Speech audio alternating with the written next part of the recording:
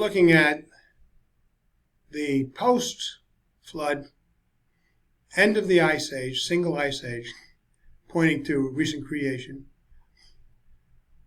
Now, the period after the Ice Age, sudden warming. Lots of indicators there of a short period of time, very rapid, to the point where what we see today is pretty much established at that time. The modern history of the world, the history of the world, begins with a worldwide flood because everything before that was destroyed by the flood. Ancient history before the flood, now we have the history after that. Not a whole lot of years, not millions, certainly not billions, but only thousands. So let's take a look at K43.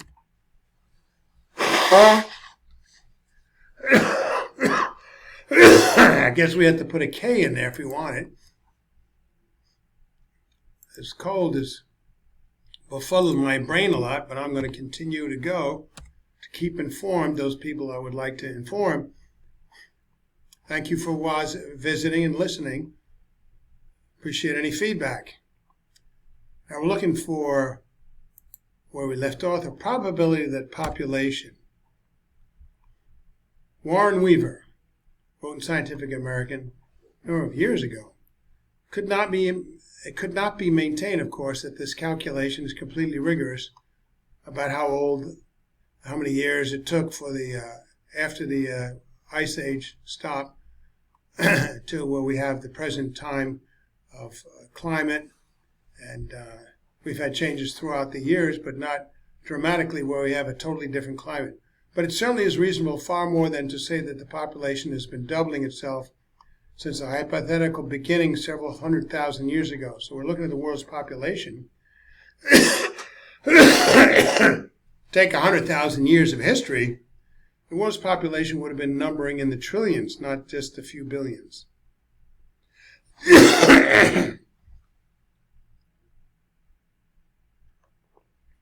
One must also reckon with the probability that population increase rates in the early centuries after the flood, as well as those before the flood, when men began to multiply on the face of the earth, as recorded in Genesis 6:1, may have been abnormally high owing to the great longevity of mankind at the time. I don't know how many billions we might have had then.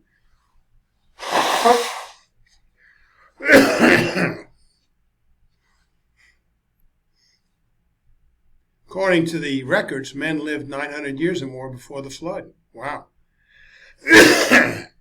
100 years of childbearing. 20 children. One of the strongest evidences of the validity of these figures is the fact that after the flood, the ages of the patriarchs exhibit a slow but steady decline from that of Noah, who lived 950 years, through Eber, who lived 464. Abraham died at 175. Moses died an old man at 120.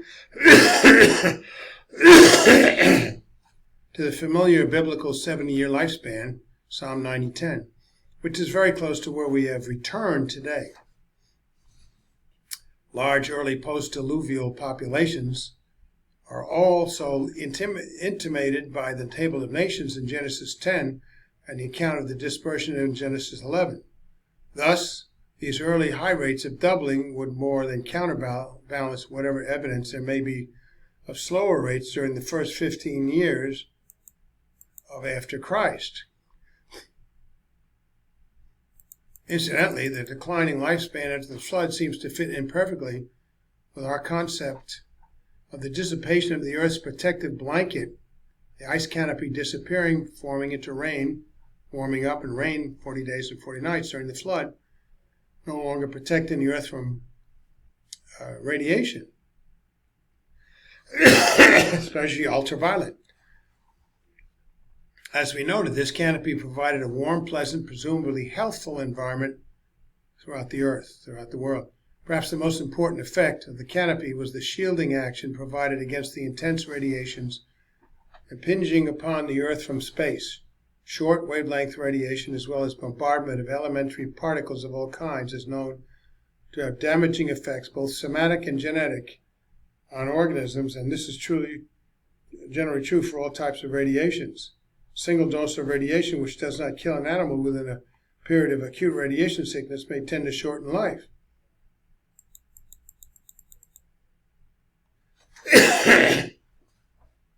Austin Bruce, somatic effects of radiation. If such effects can be observed in a short lifetime as a result of artificial radiations, it is certainly possible that much greater effects of longevity would have been produced over the millenniums by the natural background radiation. Even more significant than those somatic effects, however, are the genetic effects of radiation, which injure not only the individual receiving the first exposure, but also his descendants as well. And the nature of these mutations is practically always, perhaps unqualifiedly always, so as far as the laboratory evidence goes, harmful.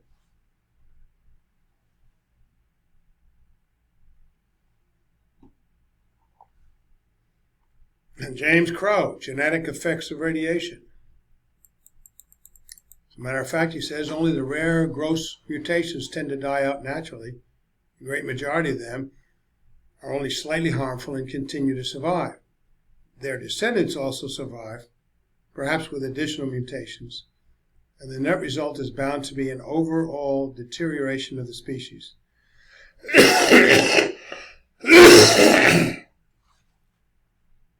This undoubtedly is why the fossil record reveals living creatures before the flood of all kinds to be larger and better equipped than all their modern descendants. Longer living, too.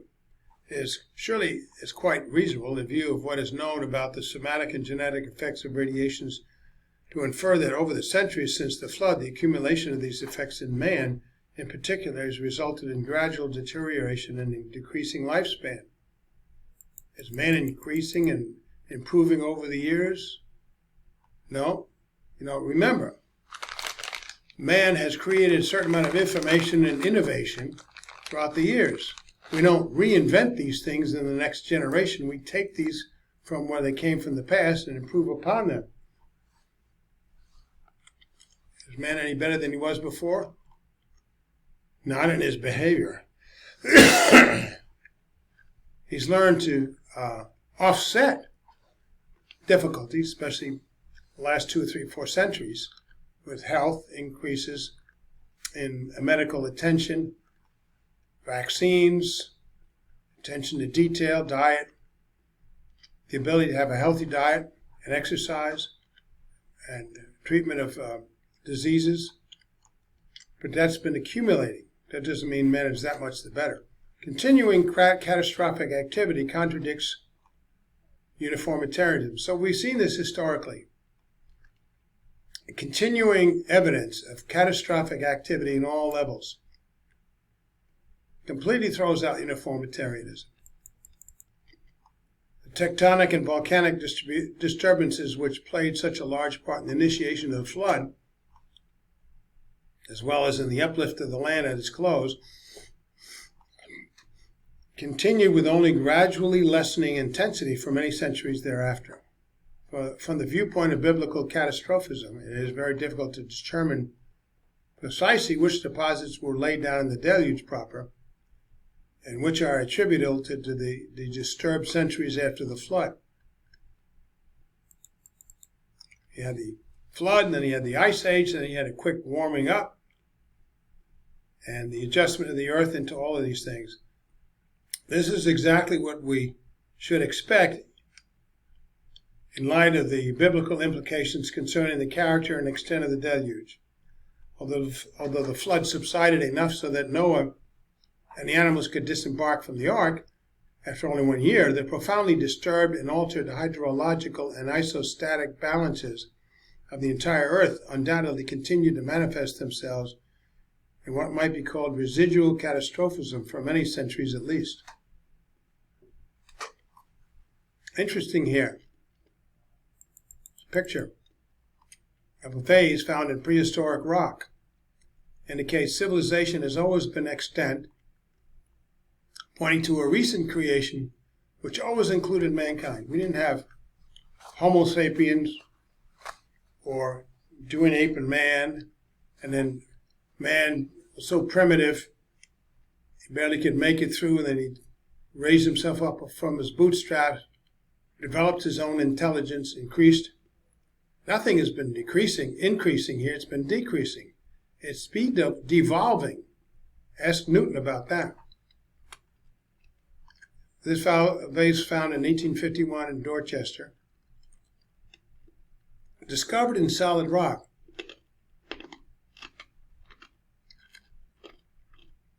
Supposedly by geologists 534 million years old. Quite advanced for 534 million years old. It's supposed to be a record of life on Earth before any multicellular life evolved. Really? And yet here it is, an undeniable human artifact. You think the amoeba made this? Man supposedly appeared no more than 21 to 22 million years ago in its most primitive form, according to evolution. This object refutes the whole evolutionary interpretation of the strata we see worldwide. This is a rock strata that's 534 million years old. Really? It supports creationist assertion that most of the strata were formed during the global flood. This could be an artifact from a pre-flood civilization. June 15, 1852, Scientific American article about this alloy vessel says something interesting. The editor suggests the vessel may have been made by Tubal-Cain, the biblical father of metallurgy. Tubal-Cain is found in Genesis 4:22 before the flood. This same scientific magazine today is totally anti-creationist and anti-biblical. Yet here it is, an example of human ingenuity before humans even were a whisper on the face of the earth, according to the evolutionists.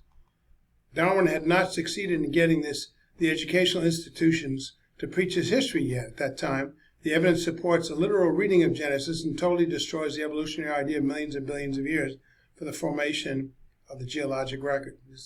How do you explain this? Not even a monkey was around. Conclusion. Catastrophic universal flood is the only way to explain the earth today. Throughout the 18th century as well as the 19th, most theologians and scientists of the Western world correctly believed that the deluge was responsible for the major fossiliferous strata of the earth. But the rise of Cuvier's false theory of successive catastrophes, which assigned most of the fossil strata to ages long before the creation of man, which is totally unbiblical, caused many to abandon the older and biblical flood theory of geology in spite of unsubstantiated claims. They just want something new. Okay, give us something new. Okay, this is really great. We don't like God. Okay, William Buckland led the way in Great Britain in falsely pointing to diluvium deposits as positive evidence of the last and greatest catastrophe in a fictitious series of catastrophes in the history of the earth, the Genesis flood. But no sooner had a large number of Christians accepted this view than Buckland and Sedgwick, along with the other geologists, began to make public recantations of the former views. Geez, you don't get a chance to start believing it, and he takes it away. You know, sometimes you need some evidence of what you believe in. Beliefs not necessarily are trustworthy unless you find evidence for what you believe. The diluvium deposits were no longer attributed to the flood, but to the last of a series of pre-Adamic catastrophes. Now, there we go, another one. The flood, though still regarded as universal, was now falsely depicted as a comparatively tranquil affair which left no discernible geologic effects. All of the geologic effects on the earth were thereby falsely attributed to events occurring over a fictitious period of time before Adam, when Scripture indicates no such thing. They might even try to push the Scripture to support that, which the church did in those days. By now, the church was ready for the final and false stage of the forced harmonization process between the true biblical flood account and the false theory of a local flood. For in 1839, John Pye Smith set forth his theory that the flood was nothing but a local inundation in the Mesopotamian valley. Freed at long last from the necessity of harmonizing facts, false theories of geology with Genesis, scientists dismissed the Genesis flood from their minds and joined Sir Charles Lyell in his efforts to patiently untie the Gordian knot of fossiliferous strata according to false uniformitarian principles, which he had enunciated as early as 1830.